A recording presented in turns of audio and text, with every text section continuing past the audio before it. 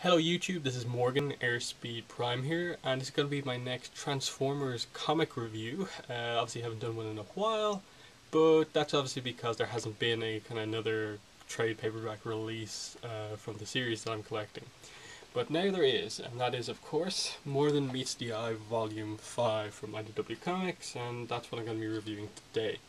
Last one I reviewed was Robots in Disguise 4, and More Than Meets the Eye 4 before that, and obviously the next one will be Robots in Disguise 5, which I assume is out in either next month or the month after that. But anyway, More Than Meets the Eye 5. Here's the trade paperback. Obviously nice, really nice new cover to it. Art by Alex Milne, covers by Josh Perez.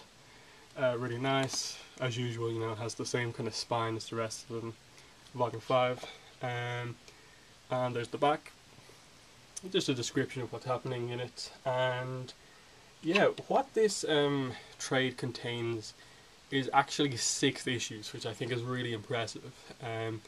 Because one of the big things I've talked about in my previous reviews of these trade paperbacks was that 4-issue trades, I really didn't feel like they were good value for money. 5-issue trades, really good, because then you're basically getting kind of even if there's any extras, because obviously these cost the standard retail price is $20 and each comic is $4 each, so 5 issues comes out as the same price as this. So a 6-issue trade is just really good value for money. And so what you get in this is issues 7, 17, 18, 19, 20, 21 and 22, plus the prose story Sound of Breaking Glass, which was included with issue 21, which is the end of the Remain in Light story arc. So as you can see, that there is the text story done here, just like you get in the comic.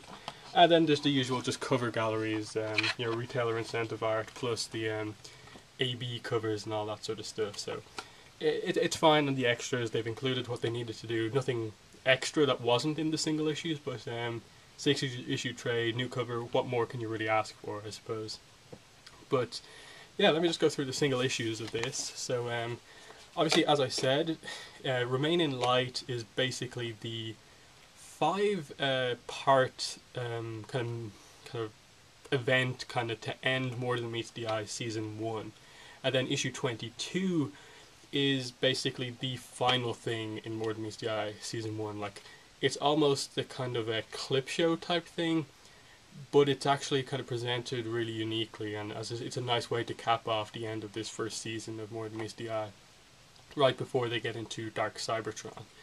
So yeah, so here's a Remain in Light part 1, which is obviously issue 17, and this one's definitely the most similar to the actual trade paperback cover. It's really nice. I thought they would actually just use this cover, because it is Alex Milne. But I'm glad that they actually went down the road of doing a new one, so I like that. Here's issue 18, which is Remain in Light number 2. I think, again, pretty nice. Issue 19, Remain in Light 3. There's Star Saber, one of the newer characters introduced here. There's 20, which is Remain in Light 4. 21, obviously Remain in Light 5. And then 22, final thing in season 1. Yeah, and there's Benedict Cumberbatch's face from the new Star Trek comic from IDW. So, yep. So yeah, let me just go through briefly on some of these. Really, Remain in Light, I think overall is an excellent 5-parter, excellent way to wrap things up, because it really does use more or less everything set up over the past 21 issues in it. It uses this, links a lot of it all together, yet also leaves a lot open to be explored in the comics going forward. Not everything's resolved, but they use a lot of little things, which is really nice. So yeah, I'm kind of going to struggle, I suppose, to talk about a lot of what happens in these comics without really spoiling it, but I'll do my best to mention some stuff. So as I said, issue 17, the start of it, is number 1, and the big reveal here going into this is that obviously Tailgate's found out that he only has a few days to live, and he keeps it a secret from everyone except Cyclonus and obviously everyone that was there when he told them that what was going on. And this countdown carries on throughout the 5 issues of Remain in Light until the very end, and you actually see the end of the countdown and what happens. I'm not going to spoil what happens, but it's pretty emotional as it goes through it, because you gradually see Tailgate deteriorate over the course of the comic, because he is involved, they do bring him with him, and his story with Cyclonus throughout this is really interesting, because I think at this stage going into Remain Light, you know that they are friends, but because it's Cyclonus, he doesn't always show it in that sort of way where he cares a lot, and so you do get kind of parts like this where he is very standoffish with Tailgate, and then as you can see there, hurts himself because he doesn't want to act that way and stuff like that. But he does show that he cares. It's a really interesting kind of dynamic throughout the book, and yep. And so yeah, but basically the part 1 revolves around them. They found Luna 2, I think it is. I can't believe I'm struggling to remember this, but anyway, yeah, they find Luna 2.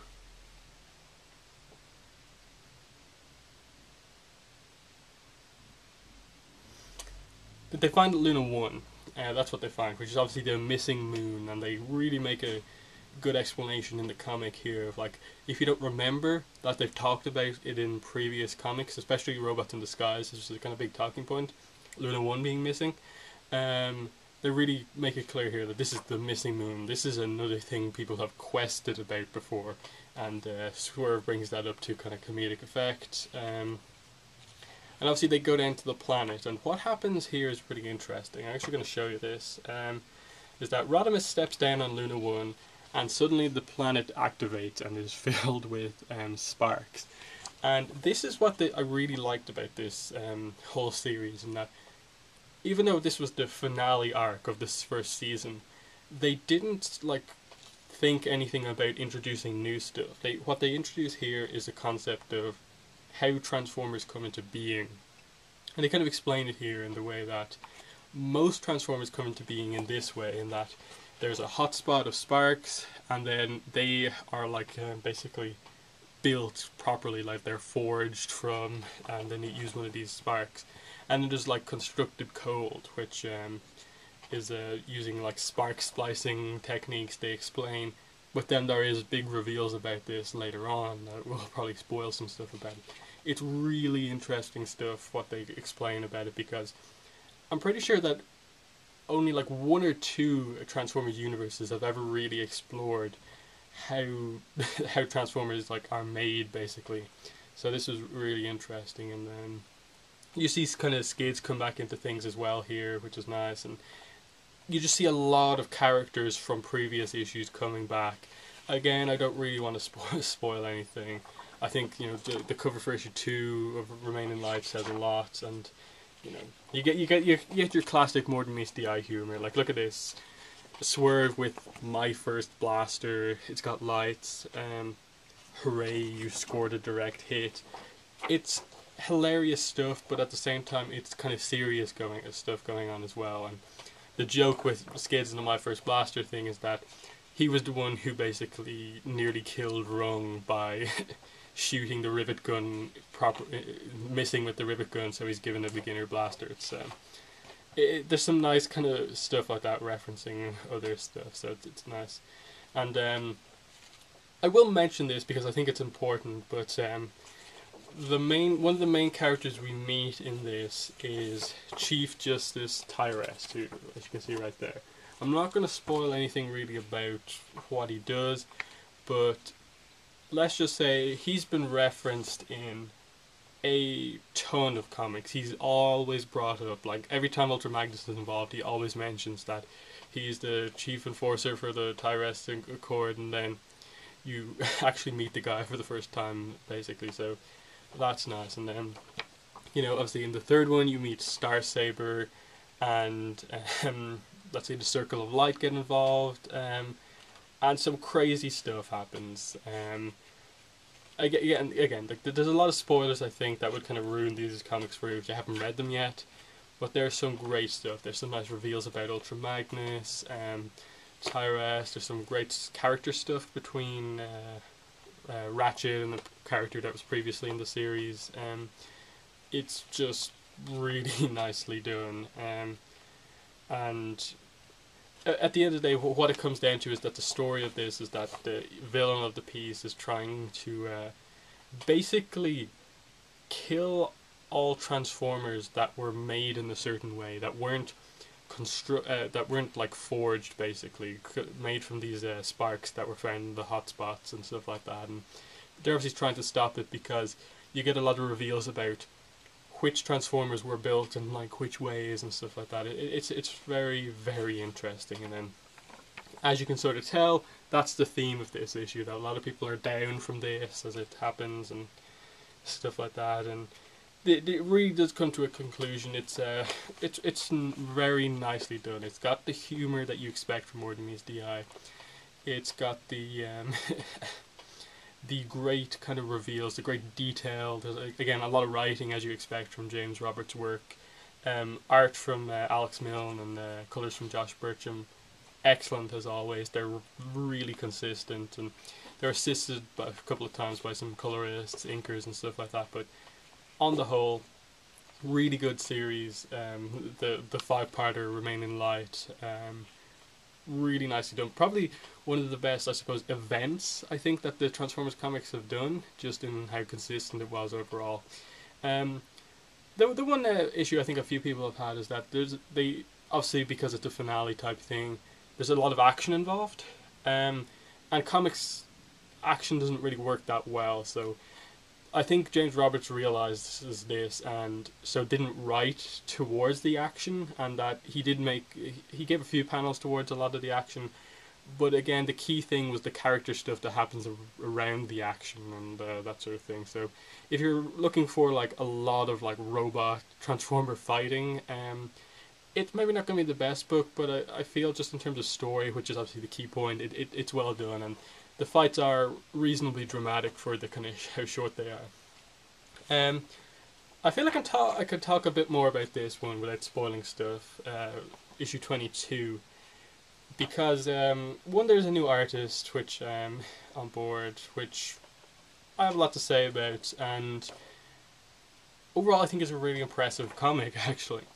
I'll talk about the art in a minute, but the story of this basically is that after Remain in Light, they show the movie that they've constructed, Rewind's movie. Obviously Rewind's presumed dead at this point, but they used the footage that he's obviously uploaded and they still have from all the security cameras on the ship, and I think it Skids cuts together that movie, obviously, that Rewind had planned, because it's revealed here that Rodimus actually asked Rewind to film this and basically make a documentary about the trip.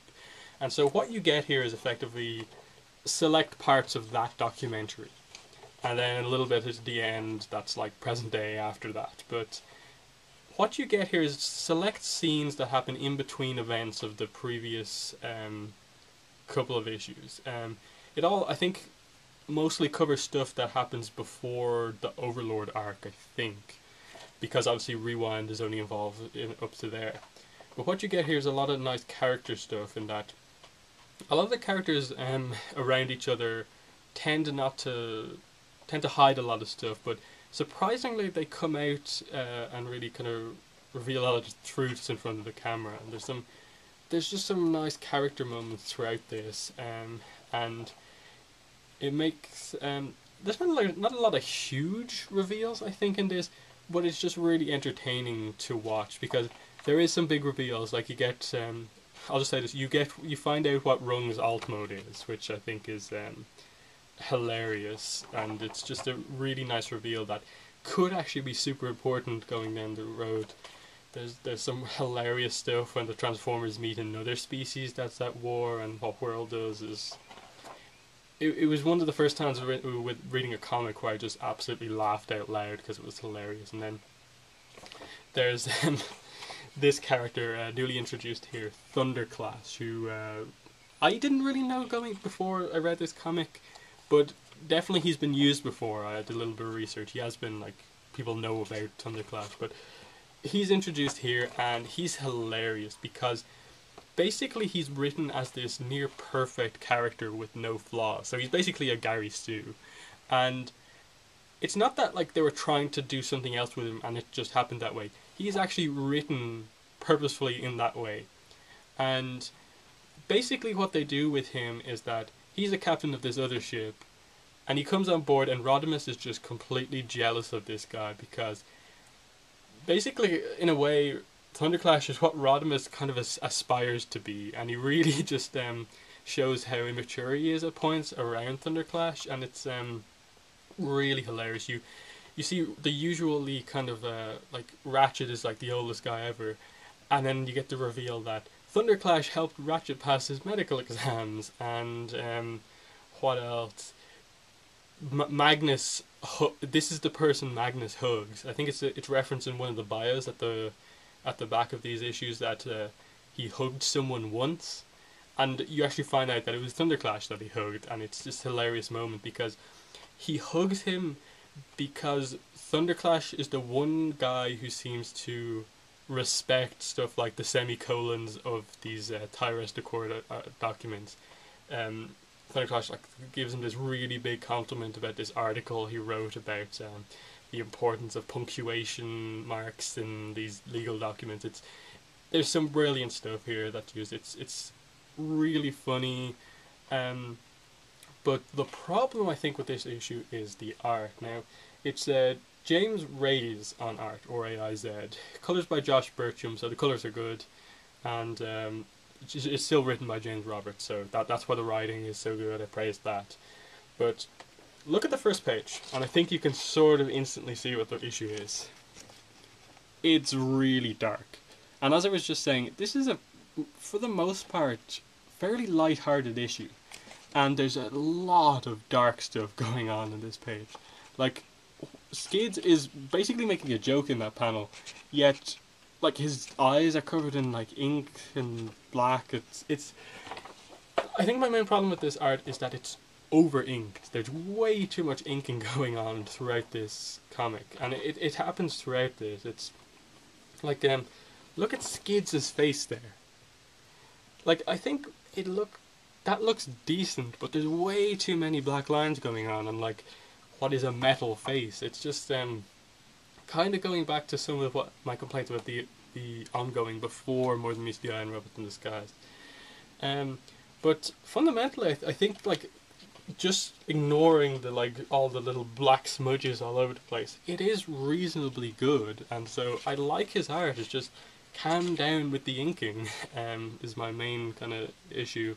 And as I said, it doesn't work kind of tonally with the rest of the book because it is a look back at what's happened before, and there's kind of sad undertones to some of the stuff, but for the most part it is kind of jokey with a few reveals, and it's just a nice way to end the first season. As you can see here, they end it here. They're all together, but we know that it's not gone perfectly. You know, Rewind's there. We know that he's not there anymore. It's good. I think it was later revealed by James Roberts that this was actually written ages ago. Like, this was written, I think, before the Overlord arc. I think was what was said. Basically, it was written about a year ago because it has to. This is going to be the packing comic with the Skids toy. I think for the Generations line. So yeah, that's the review pretty much. I think this is a fantastic trade. I really do. Definitely the best one so far. And I think I said that about the Overlord trade. And while that was a nice, I think, 3-part story, this is an excellent 5-part story with a very unique issue in this issue 22, which is also a Dark Cybertron prelude, which is good. And this is obviously a setup for the big series which is coming next, Dark Cybertron. So I'm not really sure how they're actually going to trade the series going onwards in that Dark Cybertron, I think, starts off with issue 1, which I have, and then it's going to end with issue 2 of Dark Cybertron. But in between that, you're going to have More Than Meets the Eye issue 23, I think, to 28, and Robots in Disguise 23 to 28, all basically considered part of Dark Cybertron. It's a 12-part series, and so I'm not sure how they're going to trade it in terms of like, are Dark Cybertron 1 and 2 going to be included in those trades? I'm not really sure, but either way, it's going to be interesting. I like where things are going. Dark Cybertron is basically going to bring the two books together. It's going to bring More Than Meets the Eye together with ORID for this event. The books are going to split apart again after the event, as far as I'm aware, which is obviously going to be fun again. But I'm excited for this event, and I like what I saw. But coming back to this, definitely I think the best value for money of any of the trades I've reviewed so far, and I'd say overall the story in this is probably just the best as well, just because it is a nice conclusion, and you have this as a kind of epilogue type thing to the whole journey so far in More Than Meets the Eye. I'm very impressed with this, so definitely a kind of must buy if you're a More Than Meets the Eye fan. So thanks for watching this review, and bye.